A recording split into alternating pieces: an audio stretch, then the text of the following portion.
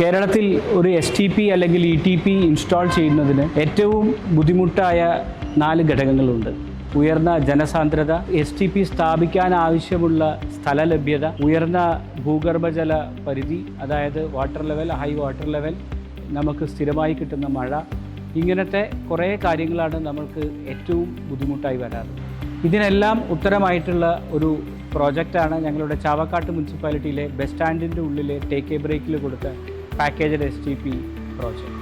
STP സ്ഥാപിച്ചത് വഴി അവിടുത്തെ എല്ലാ പ്രശ്നങ്ങൾക്കും നല്ലൊരു പരിഹാരമാകാൻ സാധിച്ചിട്ടുണ്ട്.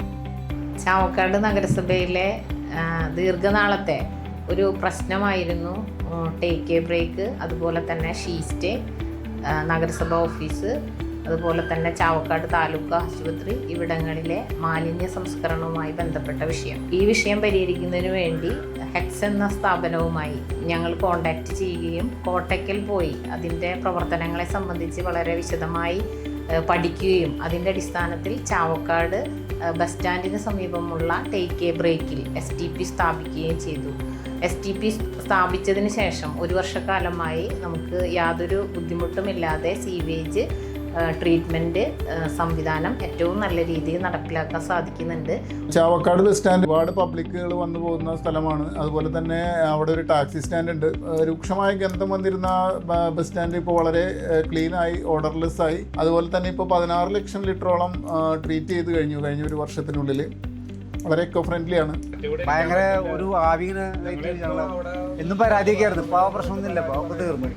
നമ്മൾ മുനിസിപ്പാലിറ്റി കംപ്ലൈൻറ്റ് കൊടുക്കാറ്, ഇപ്പോൾ അതിൻ്റെ ആവശ്യമില്ല. അവരെന്നെ എപ്പോഴും വന്നിരിക്കപ്പോഴും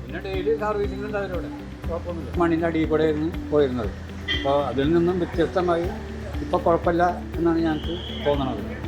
സ്മെല്ലൊന്നും ഇല്ല, അങ്ങനെ ജനങ്ങൾക്കും നല്ലൊരു അഭിപ്രായമാണ്. ഈ STP പ്ലാന്റ് വെച്ചതിൻ്റെ അടിസ്ഥാനത്തിൽ ഇപ്പോൾ നല്ല രീതിയിൽ അവിടെ ഈ മലിനജലം ശാശ്വതമായിട്ട് പരിഹരിച്ചു കൊണ്ടിരിക്കുകയാണ്.